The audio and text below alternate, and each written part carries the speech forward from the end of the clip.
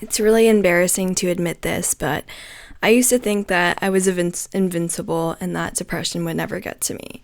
This is something that I would never talk about online because I knew that mental health was such a sensitive topic. But deep down, part of me thought that it all came down to self control, that if you were just educated enough, or if you were just strong enough, that it wouldn't get to you. And when I was in high school, depression really took over me very unexpectedly for about 6, 7 months. And it was a very humbling process. It made me realize that regardless of if you've made 6 figures yet or if you've pursued your business, that it can get to us all. And I guess I wish that I saw this video when that was my mindset and before I went through it. And I almost think that depression can hit high achieving, ambitious individuals even more because you start spiraling, you start reflecting on your older self, your younger self, and you start comparing yourself, picking yourself apart, thinking that you can never live a normal life again. My definition of depression for people who are not diagnosed with major depressive disorder or other illnesses, that's not something I'm super familiar with. But I define it as a negative spiral. And a spiral that can be very insidious and can kind of feed upon itself.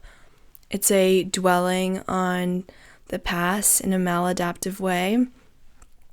It's losing hope, and I think that this is something that can happen to anyone. And I think what helped me when I was struggling with depression is accepting it and not constantly fighting it, not being ashamed that I was going through it. And sometimes understanding that sometimes time can really heal. Sometimes you reach a point where you're just so sick of feeling bad that you want to start feeling better. So if anyone is struggling right now, I can just share my personal experience that the time passing helped me.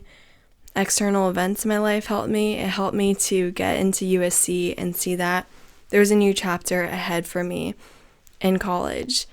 But I'm really grateful looking back on that experience, which I struggled with my mental health, because it really made me realize that we are all human. We are in this race together.